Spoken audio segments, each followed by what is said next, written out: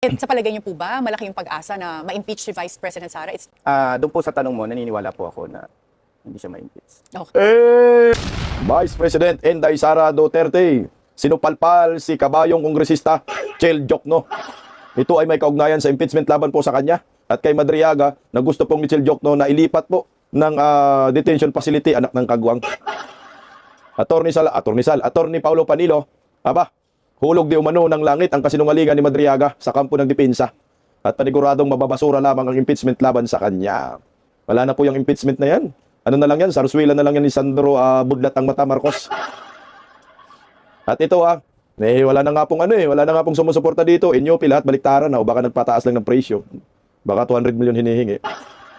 Speaking of nagbaliktaran na, ito, talagang nagparamdam. Itong si Boysita, bumaliktad na ba? No? At nagpasipsip na po kay Vice President Inday Sara Duterte. Magandang tanghali po sa ating lahat. Palike po muna, pa-share, pa-subscribe. At siyempre, huwag kalimutan, pindutin ang notification bell para, ma-remind po kayo ng ating mga video lagi. Ang bihira naman parang awa nyo na.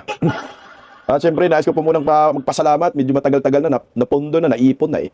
Maraming salamat po sa mga nagpapakulay. Ma'am Lovelyn Sibukawa, Yossi Sibukawa, Marivic Turadio, Ma'am Vivian Pigurua, Lilit Talulor, The Filipina Travelers, Marbil Ejido, maraming salamat. At Isa, maraming salamat. Ginaimhu, maraming salamat po sa inyo. Mabuhay po kayo, Ma'am Marnarid. Thank you so much, so Sidyala. Yan mga nagpapakulay sa atin. Walang sawang nagpapasoper. Thanks, mabuhay po tayo. Okay, so pag-usapan po muna natin mga kaibigan ko, yung tungkol kay Vice President Inday Sara, no? Kasi sumagot po si Inday Sara ngayon. Laban po dito kay Diokno. Kasi matindi po yung kagustuhan ng mga makakaliwang grupo eh. Baga magkakaroon po ng special treatment dito kay Madriaga. Saan ka nakakita? Kriminal, na-convict po ito ng kidnap-ransam. No, nakakulong ngayon dahil sa kidnapping. Pero special treatment ang gusto ni Chel Diokno. Sabagay kasi ang kriminal ay kakampi sa kapwa kriminal. Pakinggan po muna natin ang balitang ito narito. Hiniling ni Akbayan Party List Representative Chel Diokno na ilipat sa House Committee on Justice ang kustudiya kay Ramil Madriaga na nagpakilalang dating security aide ni Vice President Sara Duterte. Ay kay Diokno dahil yan sa Bias talaga itong animal na mga news outlet ng mainstream media. Nagpakilala na dating security aide ni Vice President Inday Sara. Baka pwedeng sabihin nyo, nagpakikilala, no? Di umano. Lagyan ng di umano. Kasi hindi naman yan totoo. Buang. sa bansa umano sa buhay ni Madriaga na nakakulong ngayon sa isang BJMP facility. Ang tugon po dyan ng company Vice President Duterte sa pagsaksi ni Tina Panganiban Perez. Sa formal na sulat na ipinadala sa House Committee on Justice, nagmosyon si Akbayan Representative Chel Diokno na ilipat sa komite ang kustodiya ni Ramil Madriaga. Si Madriaga ang nagpakilalang dating security aide ni Vice President Sara Duterte na nagsabing naghatid siya ng milyong-milyong pisong pera sa ilang individual sa utos umano ng bise. Hindi po yan security, Inday Sara. Nagpakilalang di umanong security, mga buang kayo. Lagyan ng di umano. Kasi sinungaling, hindi yan totoo. Kasi ang balitang ganyan, parang ina-assume nila na security detail talaga ni Inday Sara. Hindi po yan security detail. Dapat kayo magbalita, kayo mga hinayupa, kayo mga bayarang media, nakatanggap kayo ng balita. Sabihin, lagyan nyo ng di umano. Kasi hindi naman totoo talaga yan. Dati nang sinabi ng bise na hindi niya kakilala si Madriaga at hindi siya kailanman naging tauhan ng DepEd at ng OVP.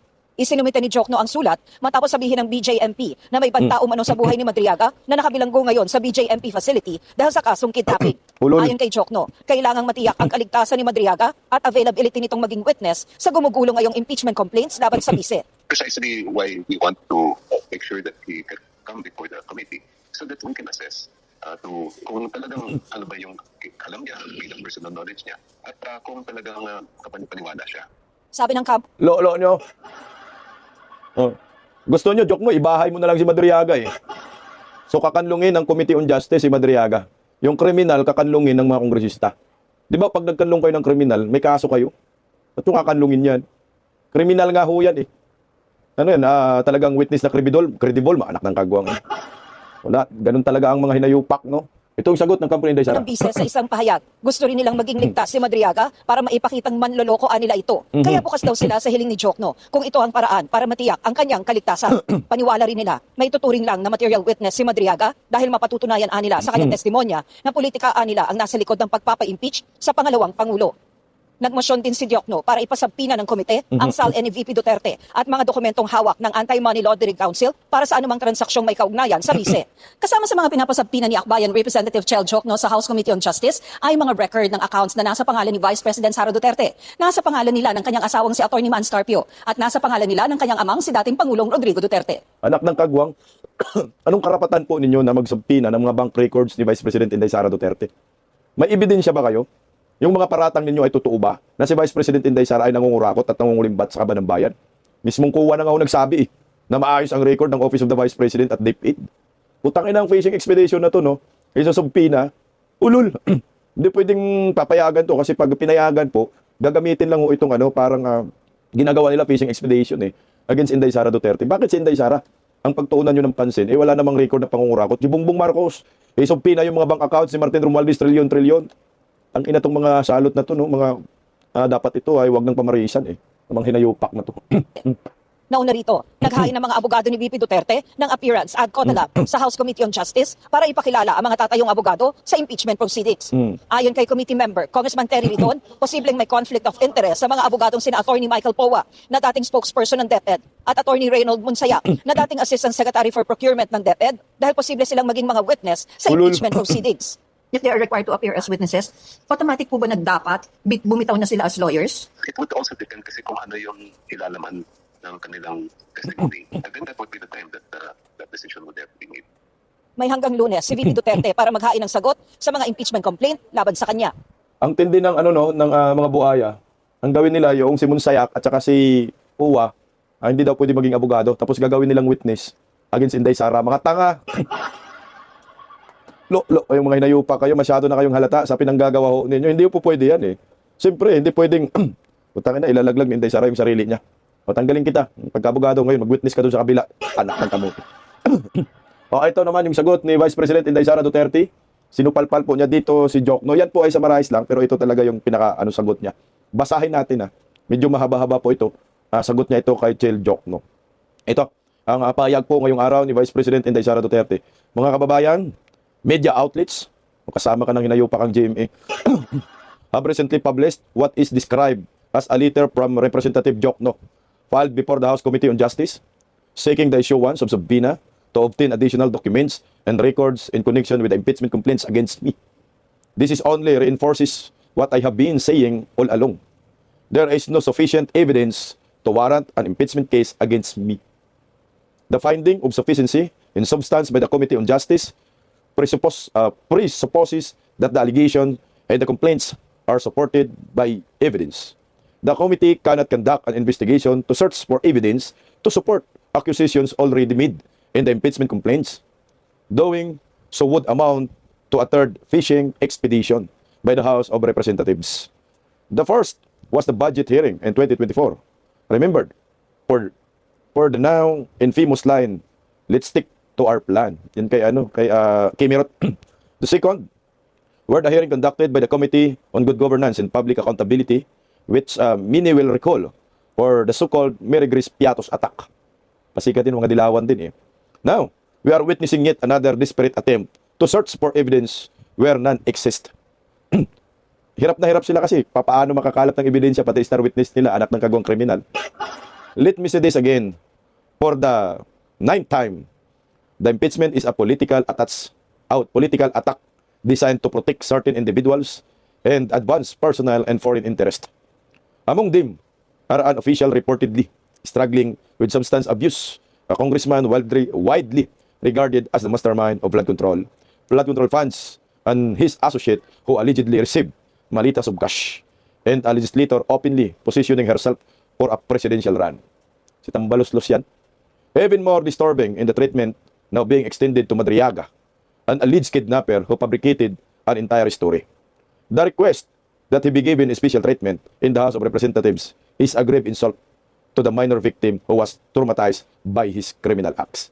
Yung mga nakikidnap, yung mga biktima nila, mga amo nila noon, binibiktima nila ni Madriaga Bantay sa lakay ang grupong ito Meanwhile, communities around the world are scrambling to protect their citizens and find solution to shocks in the energy and commodities sectors. Yet the Philippine House of Representatives and the Office of the President remain preoccupied with a political nemesis who refuses to kowtow to their corrupt ways. This is another insult. This time it is directed at our OFWs, the poor, and the many Filipino families who may soon be pushed deeper into hardship as a result of war and its global consequences. God save the Philippines. Please, syukran. Alam nyo kasi, itong kagustuhan ni Jokno, kagaguhan na po ito. Yung kriminal, ililipat sa kanilang kustodiya sa Committee on Justice. So, dyan nga sa Kongreso ilagay. Pero sabi naman ho ni Panilo, okay naman yan, para hindi magurgur nga kung yun ang paniwala nila. Para makapagsalita talaga. Para mabulilyaso sa kanyang kasinungalingan. Ito na nga ho yung masaklap ngayon, ang buong mundo ngayon, nagkaligaga. No? Nagpiprepare dahil sa pagsiklab ng digmaan, lalo na ngayon yung Iran. Ano na yata, mag-i-increase na nga ho sila ng $200 per barrel, anak ng kamuti. Sobrang mahal na yan. Ngayon po, ang kongresista, ang mga congressman, busy sa impeachment labang kay Inday Sara. Imbis ang huhulihin po ninyo, si Bongbong Marcos, Martin Romualdez, Sandro, imbestigahan po ninyo. Putang na yan, si Inday Sara tuloy. No? Conflict of interest. Alam mo, kayong mga buhaya dyan sa Kongreso, talagang may conflict of interest kayo, yung tunay dyan. Mantakin mo, kagaya ni Luestro, no, ako sa kay Inday Sara, chairman pa ng Committee on Justice, gusto niya impeach si Inday Sara dahil daw sa korupsyon. Pero anak ng kamuti, may utang kay Inday Sara, 8 million. Yan si Ridun. Meron namang 50 million yan, allocable, sabi ni Leandro Leviste. Mga karamihan, nasa Committee on Justice. Ayan, nasa affidavit ng 18 Exmarines na nadeliveran po sila ng mali-malitang pera. Narito naman po ang buwelta ng abogado ni Vice President Inday Sara Duterte na si Paulo Panilo na ang sabi niya, hulog umano ng langit itong si Madriaga sa depensa. Bakit? Dahil sinungaling, huli ng kasinungalingan. Pakinggan natin.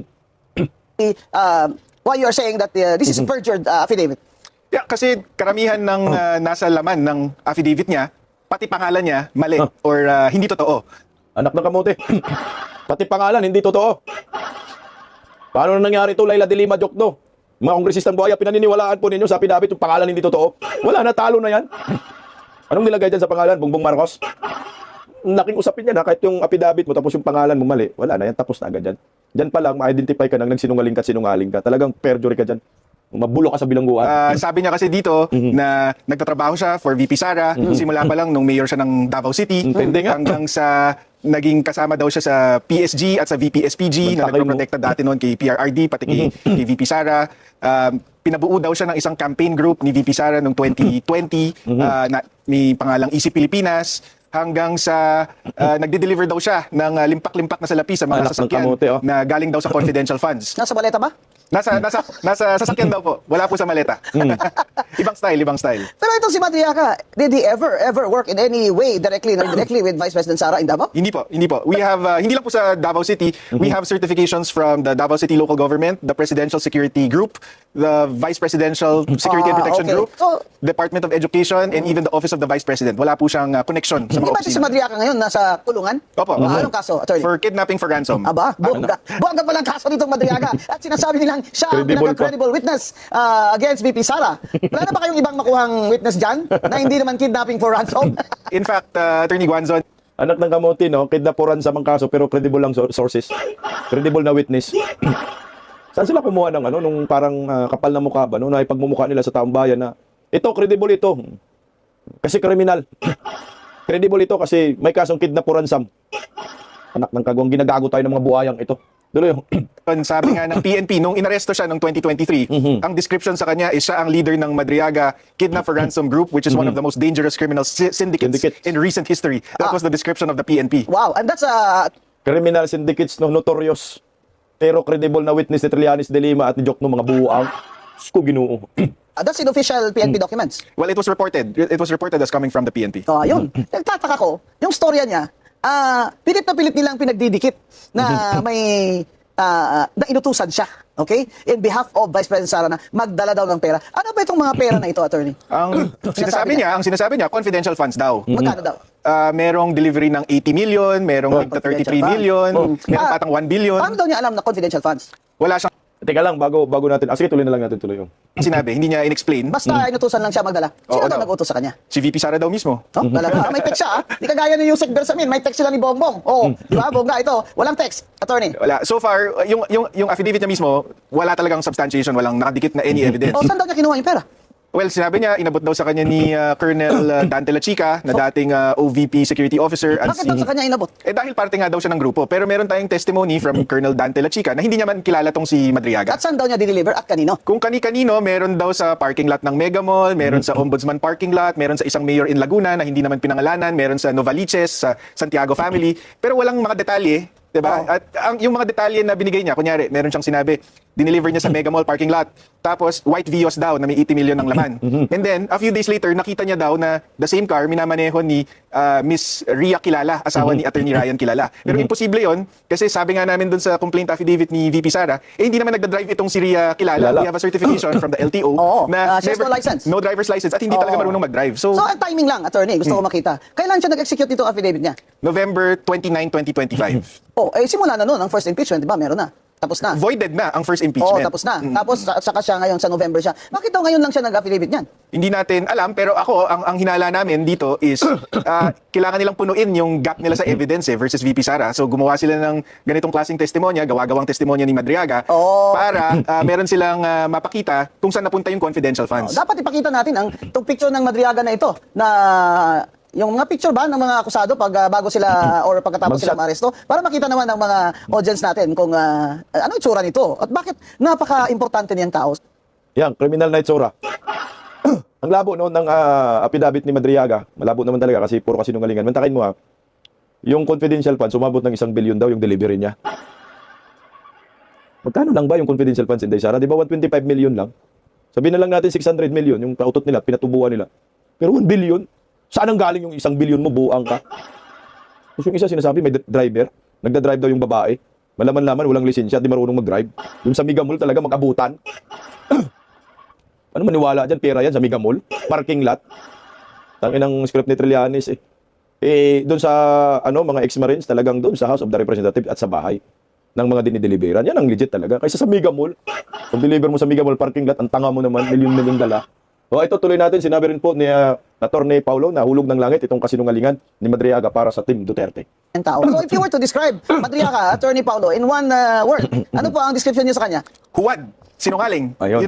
Yun ang bod nun, talagang Kriminal. Oo. At saka Attorney Guanzon, hulog ng langit kung tutuusin. Bakit? Sa amin sa defense, kasi kung yan ang star witness ng mga impeachment complainants, lagot sila. Kasi halatang halata na politically motivated yung impeachment complaints kung ang star witness nila napakasinungaling at basag na basag sa At nasa kulungan. ebidensya. Nasa kulungan pa. Oh, ang magandang tanong doon. Sino kaya nakahanap dito sa kay Madriaga na para sut-sutin ito na mag-affidavit? Sa palagay Si Dilima Trillanes. Tama ka naman, hulog ng langit, di ba? Kumuha lang kayo ng star witness ninyo, kriminal pa. Ubod pa ng sinungaling, wala pang alam, gawa-gawang kwento. Ang tanging pinapakita lang nila na may kaugnayan kay Inday Sara picture, isang picture lang. Yun lang, paikot-ikot sa mainstream media, social media. Wala nang iba. No? Wala talagang laglag sila dito, wala nang kwentang impeachment yan. Paikot-ikot, hindi ka panipaniwala yung Madriaga. mo, Wala kaming ebidensya dito, Attorney Bing, pero halata sa amin, pag binasa mo yung Madriaga affidavit, na si former Senator Trillanes ang posibleng behind dito kay Madriaga. Bakit? Kasi doon sa Madriaga affidavit, kasama na dito lahat ng greatest hits ni Senator Trillanes versus na Dutertes. Merong allegation dito na nakakatanggap daw sila ng pogo money. Merong allegation na nakakatanggap sila ng drug money. Sinama niya pa dito yung magnetic lifters nung issue. Tapos pati itong confidential funds. Sa amin, napaka-incredible naman na makahanap ng testigo na may personal knowledge ng Siya ng lahat lahat. ng yun. Bongga.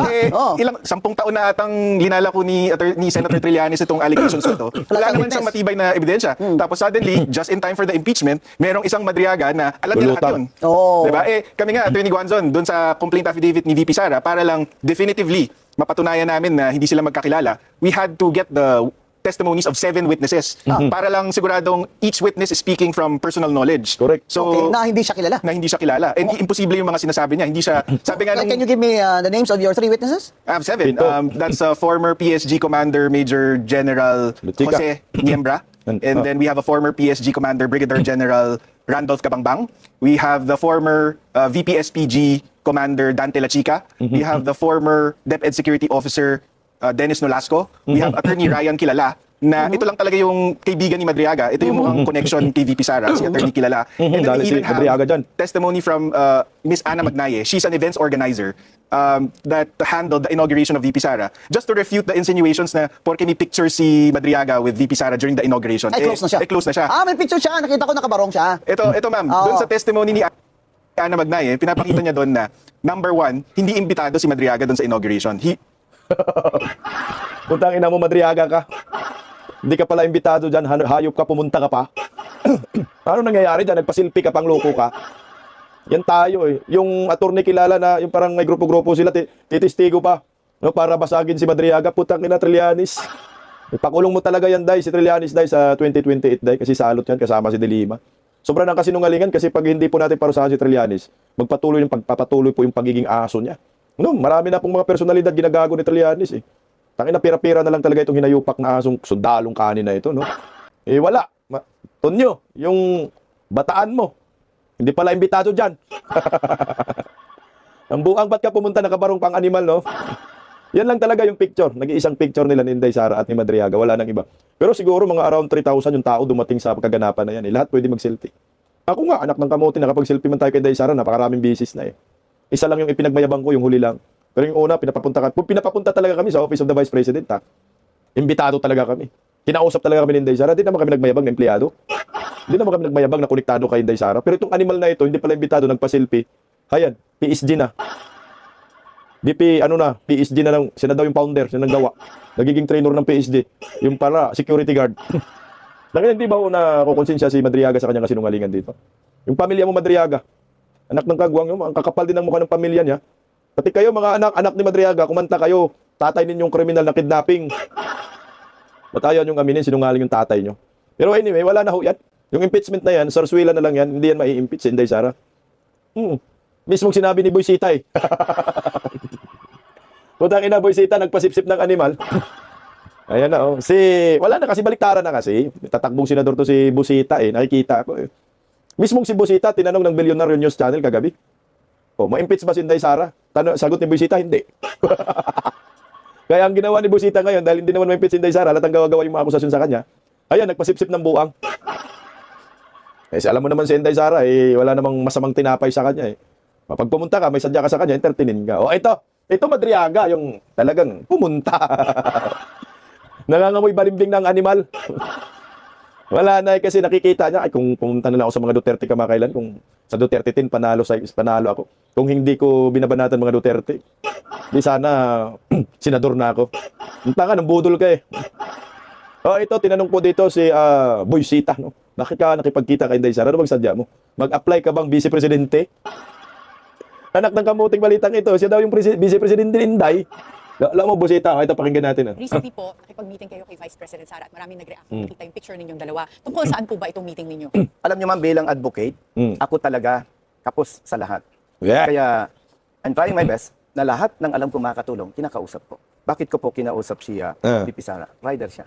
Alam niya yung problema. Oo, nagmumotor po si Vice Yes President po. Sara. At napakaganda ng aming pinag-usapan. It's about road safety and protection of motorists. Kaya po talagang Buang! Ewan ko kung may maniwala dyan ng mga DDS. Pero inarap din Inday Sara eh. Talagang inarap, no? Punta daw siya kasi rider si Inday Sara. Nagamit pa pagka-rider ni Inday Sara. Yawards kang busita ka. Ako, sa akin lang, pumunta ka dyan. Dahil gusto mo magpabango sa mga Duterte. Kasi pag itinaas ka ni Inday Sara, panalo ka. Panigurado. Probe na yan. Walang hindi itinaas si Inday Sara na hindi nanalo. Talagang nananalo yan. Huwag lang dayain. Kaya ito, siyempre, dumidikit siya. Kasi nga, saan siya didikit kay Bongbong Marcos? Napakaaga, no? Sa bagay, nagdeklara man si Inday Sara na tatakbo ng pagkapangulo. Nagparamdam na itong si Boysita, gustong poposisyon, no? Sa kay Vice President Inday Sara, malamang tatakbong senador at lilinya ho ito. Kasi kung ikaw kasi, wise ka na politiko, bakit ako pupunta sa Marcos admin? Alam ko naman, putang ina, makurakot sila. Yung flood control, inuubos nga ho nila eh. Trilyon. Dito na lang ako kay Inday Sara. Dahil sure pa ako, malinis at mananalo pa ako. Ayan ang maliwanag dyan. Nga tuloy yung... maganda yung naging pag-uusap namin. May programa po ba kayong napag-usapan na maaaring ma-implement? Ano po, very broad po yung aming advocacy.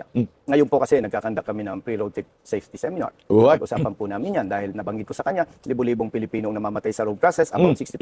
Tatay, maraming pamilyang lalong naghihirap, maraming batang nasisira ang buhay at kinabukasan. Ganon din po yung mali-mali at palpak na implementation ng batas against motorists, wherein riders lang ang tinatamaan. So, napakaganda po nung naging usapan namin about road safety and protection of motorists. Maganda daw, mga DDS. Ano? Okay na ba sa inyo to? Ako sa akin nagalit man ako kay Boysita kasi nga, bida-bida sa Davao City eh. At bumabanat sa mga Duterte, sinabi pa niya na mas corrupt daw si Digong noon kumpara kay Marcos. So ngayon, para paniwalaan namin kayo na nandyan ka kay Inday Sara, susuporta ka. Ang gawin mo, humingi ka ng bawiin mo yung mga sinasabi mo. Sabihin mo ngayon na mas kurakot si Bongbong Marcos sa kasaysayan ng ating bansa. 1.9 trillion, sir. 2 trillion na nga, sir, eh. At humingi ka ng dispensa sa mga DDS o sa mga Duterte. Pero ayun, nag-uusap na eh. What about 2028? May napag-usapan po ba kayo tungkol sa politika? Parang hindi ko naman kayang i-open yun. Baka Yeah. niya, kaya lang ako nakipag-usap sa kanya. So Yung sa wala, politika. hindi po nyo pinag-usapan Wala ng po, politika. wala Kasi po. merong nagsasabi na naghahanap na or baka meron na raw nare-recruit na Vice President si VP Sara. So may mga nagtatanong, yung nakita yung picture ninyo, baka ikaw daw yung isa sa mga kinukonsidera na mag-Vice President. Wala pong ganun. Pero honestly, natutuwa ako sa ating mga kababayan dahil kinukonsider na maganda para sa akin. Kung sakali po na Lolo mo! Feeling niya talaga, no? Na kunyari pa siya na siya yung pinunta ni Inday Sara sa magiging Vice President ni Inday. Hindi ka na ako mabilaukan dun, ha? Wala, sir, Hindi ka pasado kay Inday Sara. Marcolita, panigurado, nakikita ko dyan. Marcolita or Cayetano, nakikita ko. Pero ikaw, lolo mo, balimbing masyado ka eh. Nakita mo na kasi dahil malakas si Inday Sara, kahit anong banat ng Marcos admin, nakatayo pa rin. O ito, tinanong siya kung tatakbo ka pa sa pagka senador, lilinya ka ba kay Inday Sara? Tingnan mo, kitang-kita, pakipot pambuang. ayayahin ka ni Vice President Sara na tumakbo sa Senate slate niya sa 2028. Papayag po ba kayo? You ran as an independent back in the 2025 elections. Alam niyo, ma'am, may mga nagsasabi na maganda na maging isa ako sa senatorial slate niya. Ha? Pero kinukonsider po natin yung pulso ng taong bayan. Hindi yung aking gusto. Masabi ng bayan. Kaya natin yan sa taong bayan, sa ating mga kaibigan, at sa mga pinagtitiwalaan natin na naniniwala at sumusuporta sa atin. But now, hindi po ako makasagot dahil baka sabihin ko gusto ko tapos tanggihan ako. Parang Di iyak ka. Matangin na, no? Pakipot ka pa, no? Baka magsasabihin daw niya, gusto ko, pero baka tanggihan siya ni Inday Sara. Ganun na rin yun, sir. Gustong-gusto mo talaga magla-line up Inday Sara. Dahil alam mo, matatalo ka kung kakampi ka kay Bongbong Marcos. Naranasan mo na eh. Nakaraang midterm election, bira ka ng bira sa mga Duterte, di ba? Kumakampi ka sa mga Marcos. So anong napala mo? Hindi talo ka, binakbakan ka pa ng mga rider dyan sa Davao. Di iyak ka. O ito yung pinakamatinding katanungan, 1 million worth of question ho ito. Tingnan mo ang katanungan ito. Sinagot niya talaga. Sa tingin mo ba ma-impeach si Inday Sara? Sinabi niya hindi eh. Ibig sabihin, ito nagparamdam ng buwang. Tuloy. nakakahiya naman. So it's not on the table, hindi talaga bringing up po. Hindi po Oo. talaga. Sa palagay niyo po ba, malaki yung pag-asa na ma-impeach si Vice President Sara? It's pending now in Congress, pero maaaring umabot po ito sa Senate. Ako po, no bias kasi hindi naman ako malapit sa kanila. Hindi naman ako nakinabang ng pulis pa ako. At hindi po ako mahilig mamulitika. Doon po sa tanong mo, naniniwala po ako na hindi siya ma-impeach. Hindi ma-impeach si Inday Sara. Bumaliktad ng buang. Yan ang sinasabi ko, no? Alam mo, sa akin, pag ikaw kasi politiko, siyempre, kailangan, marunong ka maghimay. May pangarap ka, magiging senador. Saan ka kakampi? Siyempre, doon ka sa malakas. Magbaliktaran yan. Alam naman yan ng taong bayan. Alam yan ni Busita kung gaano kalakas ang mga Duterte. Walang question dyan.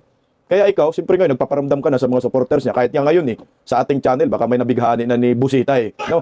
Siyempre, dagdag factor din po yan. Sabi sinabi niya, hindi ma-impeach si Inday Sara. Makikita ng mga tao, okay to Ayaw talaga ni Busita na ma-impeach si Inday Sara. Ganun talaga yun. Yan ang statement ng isang politiko.